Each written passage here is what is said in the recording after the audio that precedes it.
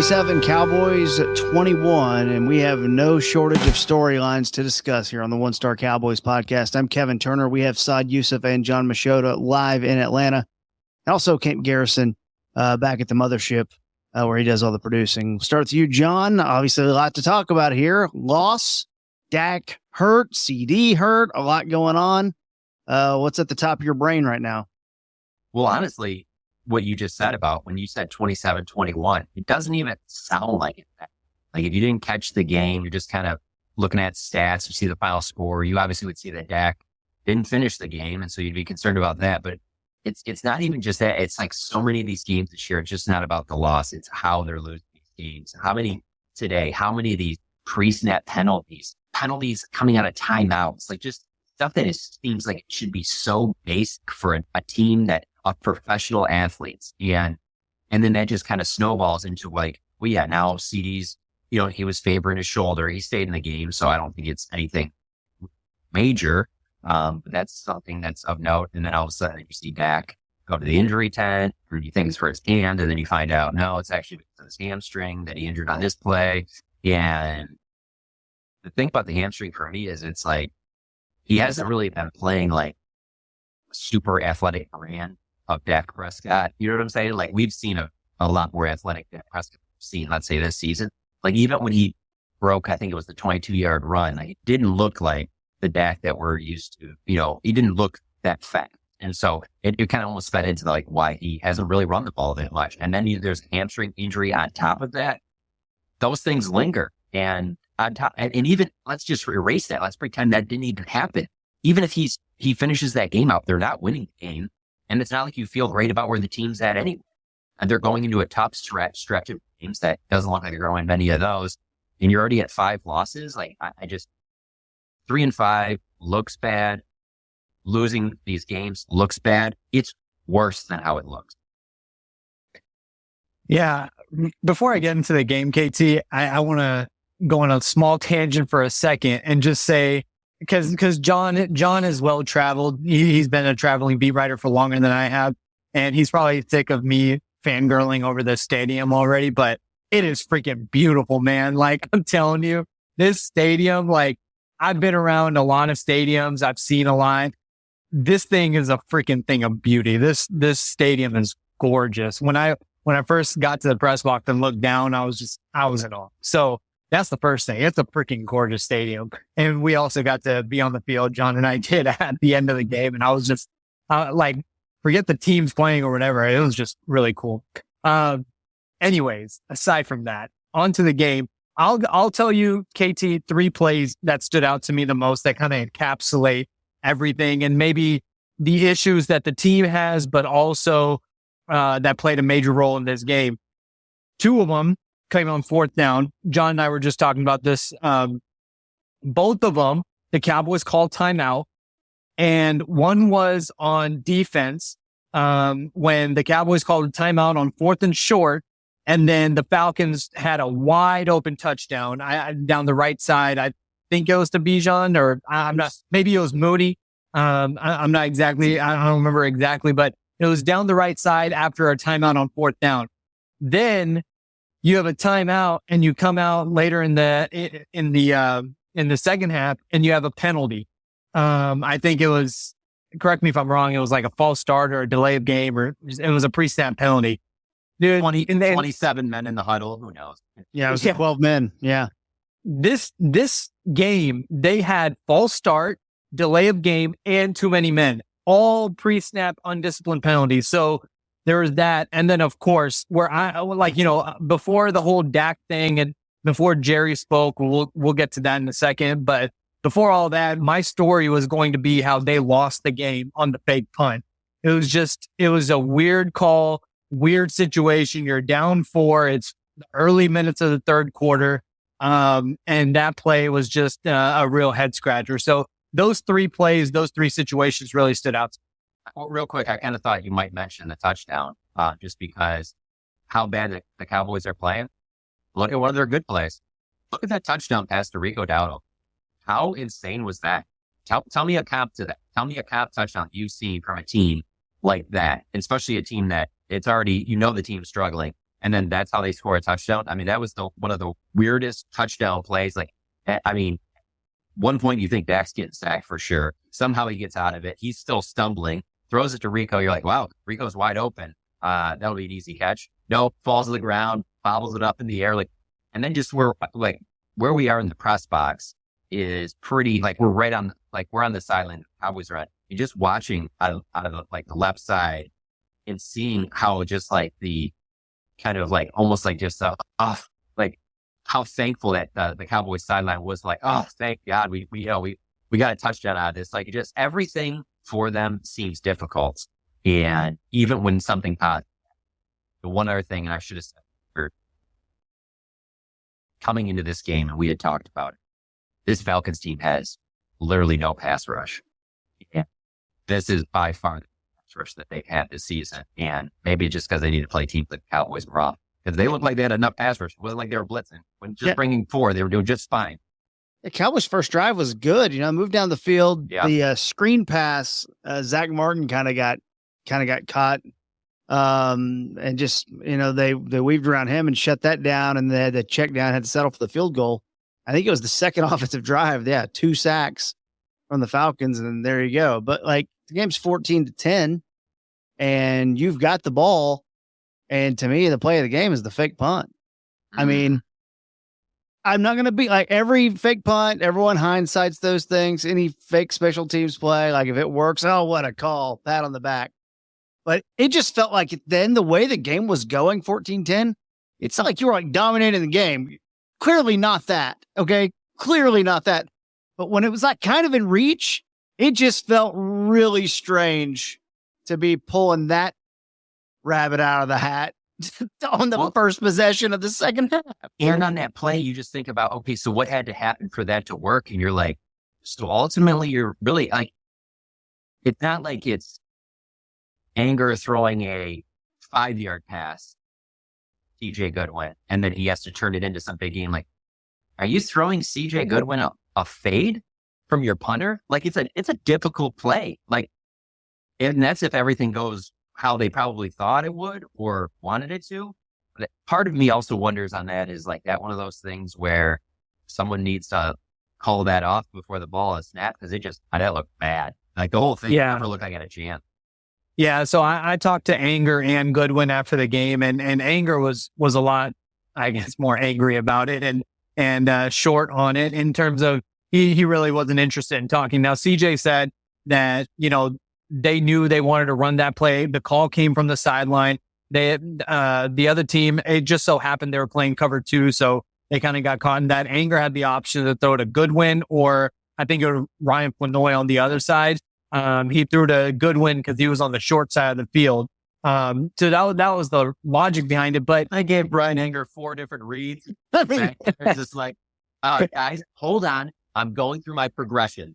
Sir, you are a punter. Just throw it to the one guy or no. And I'm not saying this is not Anger. I mean, if you're the punter and you're told to throw the ball, you're going to throw the ball. But it's fascinating how all of that. And I just think more of Fossil in that situation, like a little bit, like we've seen where he's tried to do the kickoff return with like, someone running behind Cavante, a fake toss, like just to straight up snap it back to the punter. He like you said, John, he throws a fade. Like I would have thought like, oh, maybe like, a guy in motion and he catches it and it's like a jet sweep, but then he throws it to CJ, like something like that. Saad, like let's just be honest, Saad.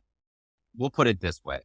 When we watch practice, I would say during the season, the most we get to see of anything meaningful is special teams. And we do see trick plays. We're not allowed to report them, not allowed to say what happens on them. You get in trouble if you do something like, we've definitely seen trick plays done with the special teams in practice that look a lot better than that. Yeah. Yeah. And to me, it's just the timing of it, whatever plays that ends the game because they had a 38-yard field to work with. And there you go. And I actually thought you could have called holding there on the defender, but I didn't even want to see the Cowboys get bailed out there. So there was some confusion, and I don't want to speak firmly on this because I don't know the exact rules, but we need to look it up. I think like you can't call, like the defender doesn't get called for a penalty because it's pass interference. Or pass interference. yeah. Sorry. Yeah. Pass interference. They covered it really well in the broadcast, Yeah. on the TV broadcast, because there's no pass interference there. But Right. holding, I mean, he Right. did have Goodwin hooked because Goodwin was trying to run the comeback route. It sounds stupid. We're talking about CJ Goodwin running a comeback route, but he was trying to come back to the ball and he couldn't get around, because he's not a wide receiver. I just felt Inger gets through his progression and Goodwin runs a better route. Completely different. it was just another in a long line of show your ass moves of just like, we're desperate. It's 14 and 10, dude. Right. It's all here. It's not like the Falcons were absolutely dog walking you. Like it was, you were beat, but like a play here, a play there. Yep. Yeah. Look, so you guys are Lions and Packers fans. For me, like growing up, I was a Patriots fan. And what I always think back to is that 4th and 2. And that is a situation for those that remember back in like 2009 or something like that, where the Patriots went for it on 4th and 2 because the defense was so bad. It was at the end of the game that if you gave Peyton Manning the ball, he was absolutely going to score no matter what. That is the kind of desperation that those kind of calls I think should be saved for. That was end of the 4th quarter. Your defense is terrible, whatever. This was beginning of the 3rd quarter. That's why it's so different because to your point, KT, I don't know why there was that sense of desperation. This wasn't some crazy call at the end of the game. This was with a lot of game left.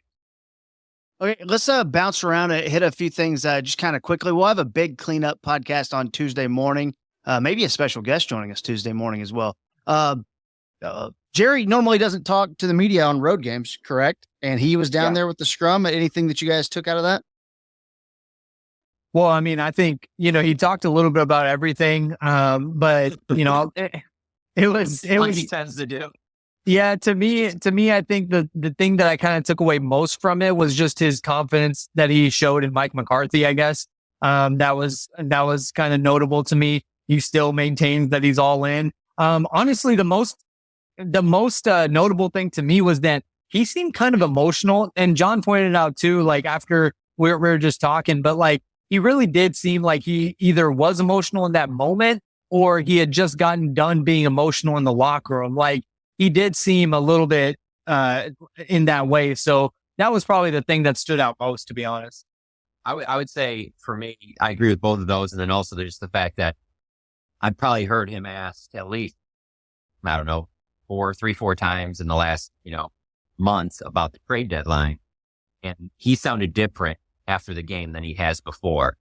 He sounded like someone much more is interested in making a move by Tuesday's trade deadline.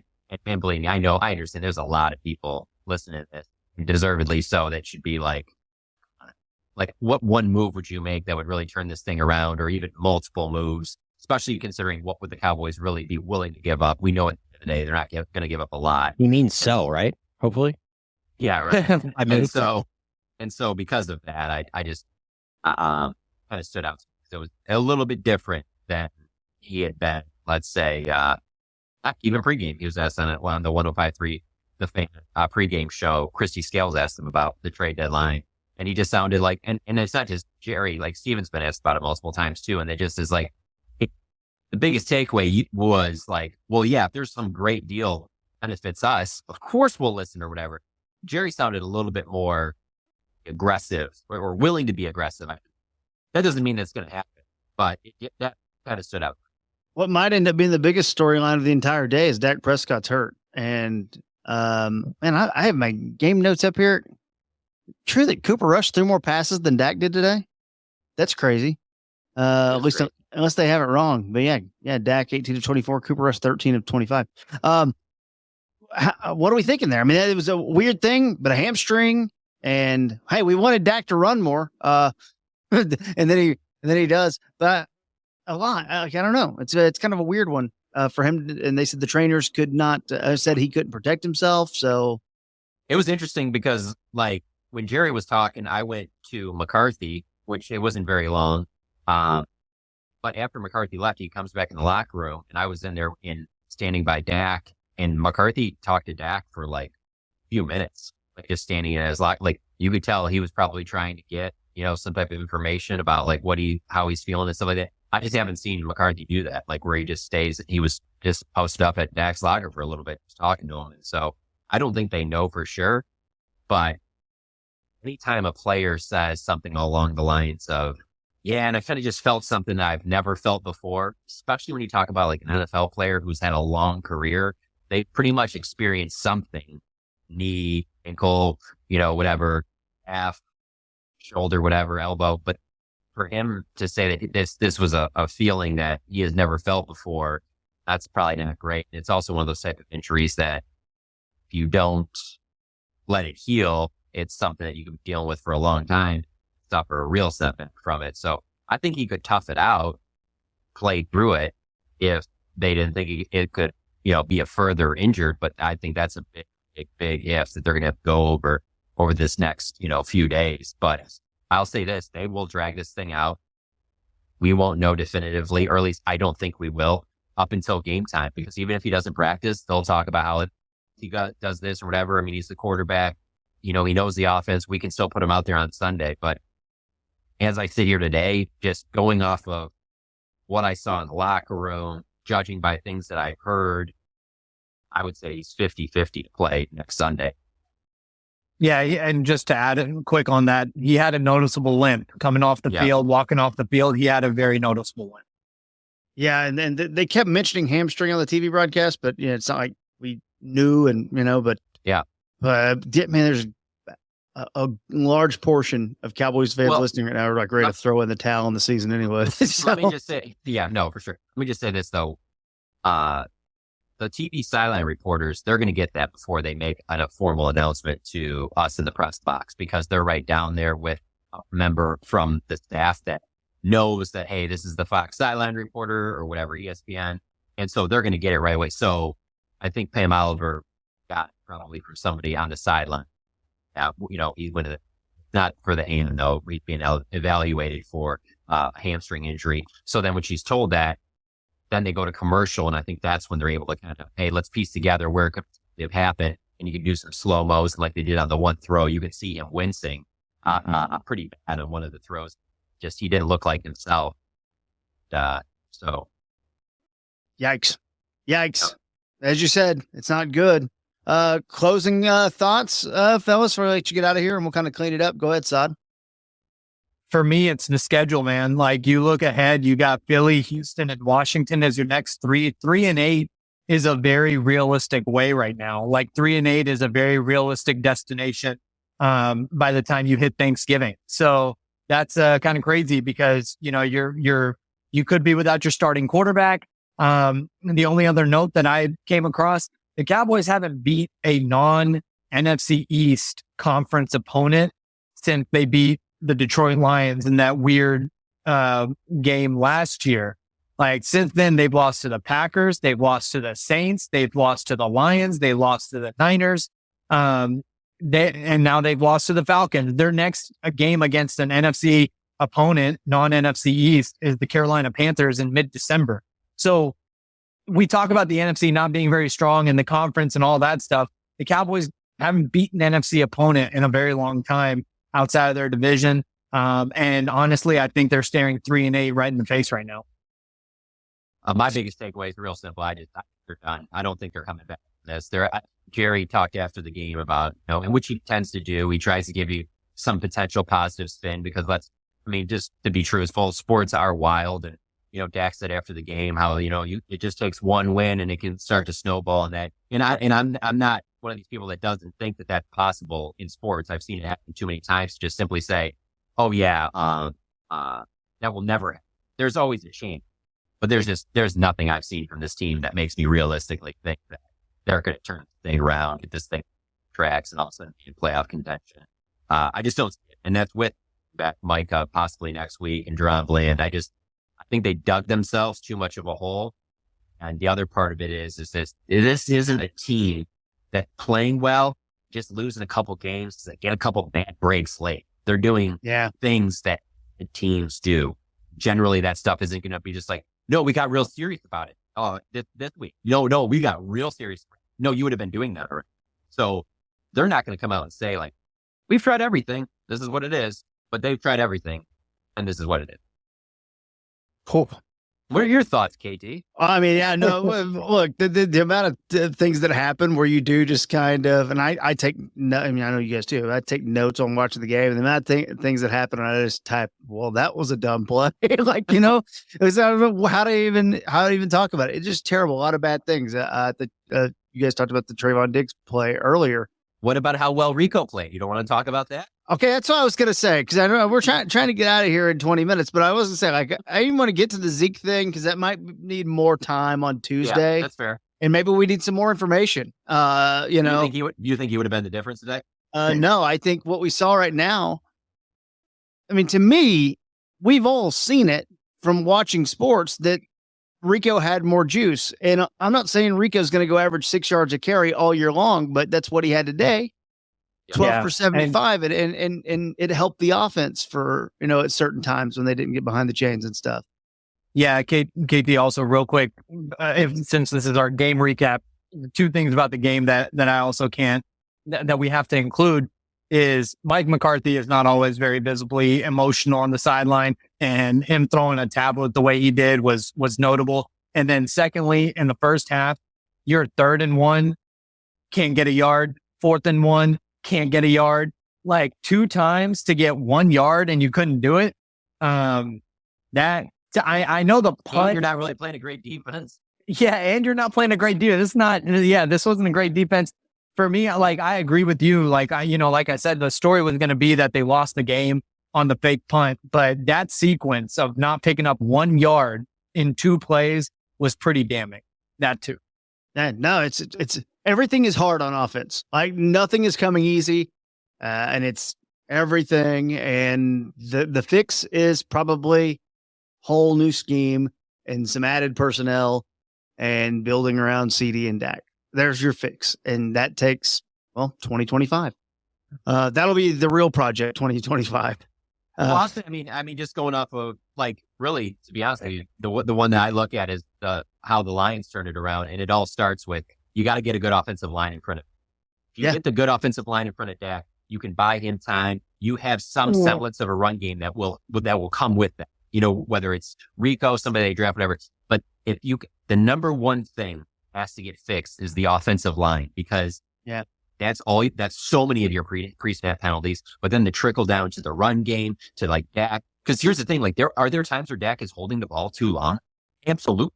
But then there's other times where it's like he doesn't even get a chance to do anything because someone misses a block or something else happens, and then all of a sudden he's scrambling. And he's not the same quarterback that he was earlier in his career. He needs a pocket, and so he needs an offensive line he can trust. One that, at the very least, he has to just worry about them blocking their man, not all right, when I snap, I just hope I hope they're on the right page of communication. Yeah. Like, I mean, these are things that, like, that shouldn't even be happening right now.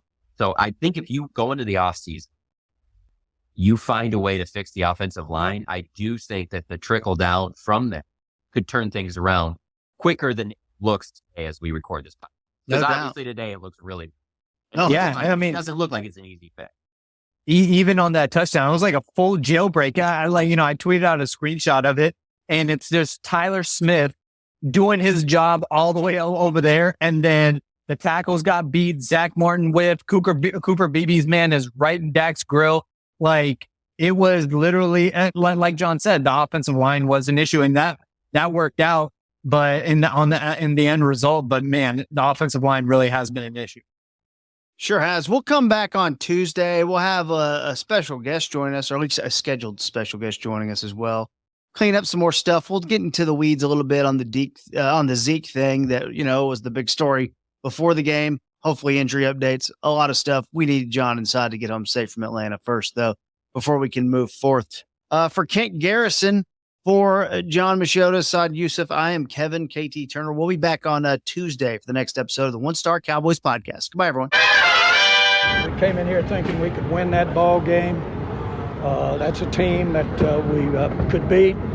It's obvious mistakes, those kinds of things. Against any team in the NFL can do you in. This is not a good time. I really regret this for all of our Dallas Cowboy fans.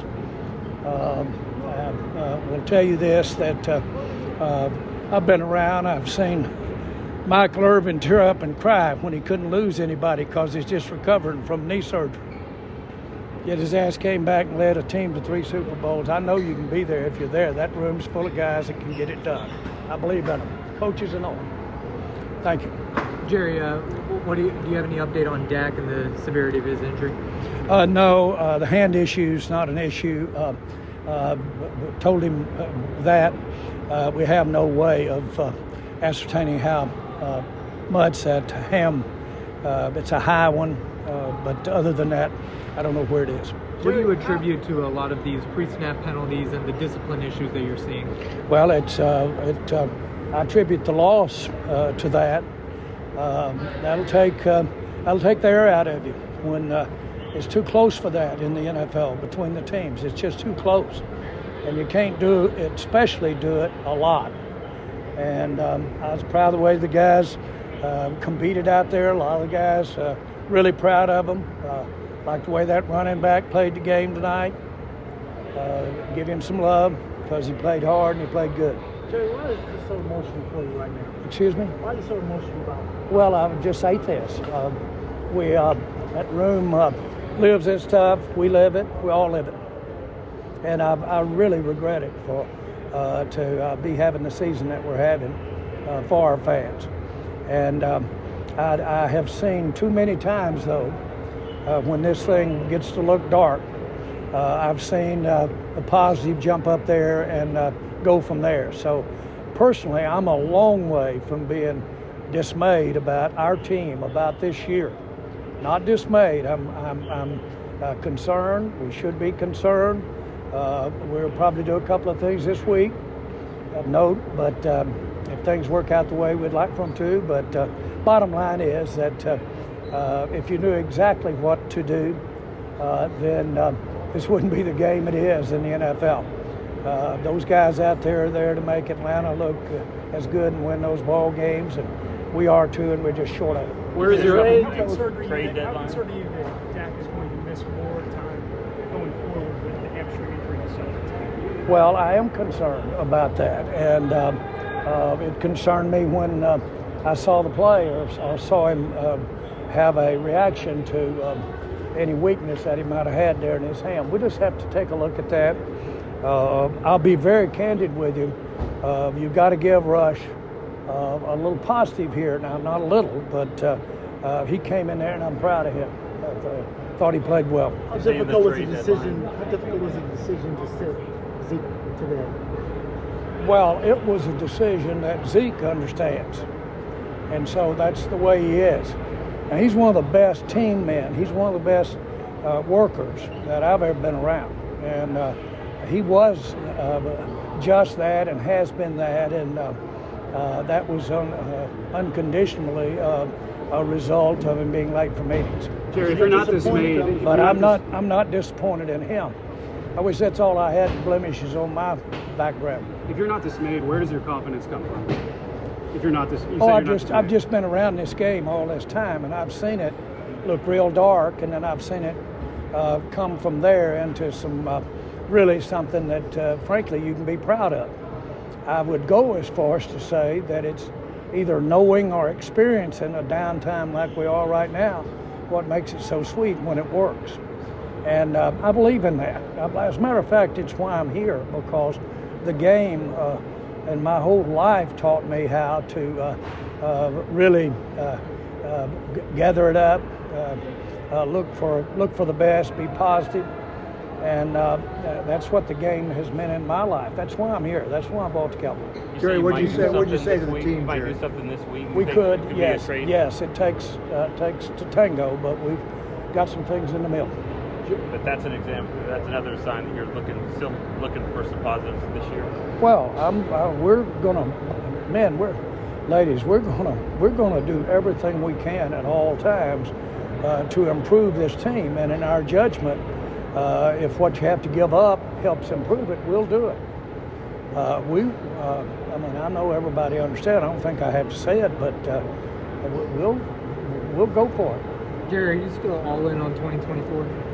Are you still all in on 2024? Well, I am, and that's you'd say, boy, this thing's looking pretty bleak right here. But candidly, I've seen situations that look bleak turn around, and we've got a daunting schedule ahead of us. This was a game against a good Atlanta team, but a winnable game for us. Very disappointed for our fans and for our players and everybody involved.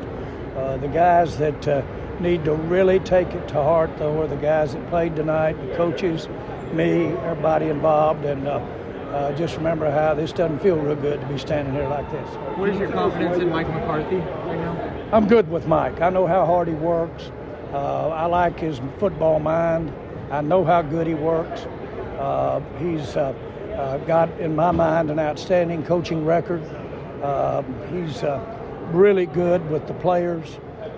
They think highly of him.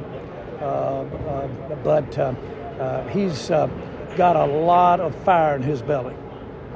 And so I'm just giving you this. I like the positives I see in him. And by the way, frankly, some of the best coaches that I've been around, I got to see them when times were bad. We came in here with Herschel Walker playing for us our first year, and we hadn't won anything. They were all out of here to see Herschel. And that guy took it and went to the house with it a few times, our coach there. So I've had experience of having times when you were questioning and thinking about maybe you do it differently. But I've had good experience with staying with it. What did you say to the team? What did you say to the team, Jerry, when you were telling us? What was your message to the team? Well, I really don't want to get into that because it was a very emotional message. But I spoke to the team about, and Ken, about having my butt kicked a few times, and been around men who've had their butt kicked, and I've seen them come back and hold the trophy up. So there's times for all things. We all know we've got to play better than we played tonight, or we're not going anywhere. Jerry, can you shed any light on why you had to take the disciplinary action against Zeke and why you didn't make the trip? Well, we have rules. You run red lights, you do things like that. I can't emphasize enough what an exemplary teammate that Zeke is, and I want to be real clear about that. He's, in my mind, he's what a football player is all about. But this was a discipline thing. But by the way, did that Rico come in here and I thought had a really, really impressive night tonight. Proud for him. He's worked hard. He's had a lot of days when it wasn't just right for him, but he had a really night he ought to be proud of tonight. I was proud of him. How concerned are you about Lamb? How concerned are you about Lamb? CD in the shoulder. I'm not. I saw him go back in and play. Anybody that's ever had that with your shoulders will tell you, but look it up. It's painful. So, boy, he was pushing through pain out there tonight. Jerry, where are you at with some of these other guys, Bland and Parsons? Do you feel like they're close? Yes. At the One Star Post game, it's a whole lot of fun. With jokes and recaps once the match is done. From the field to the office, we're ready to go on the One Star Post game show. Disciplined, grit, and fundamentally sound.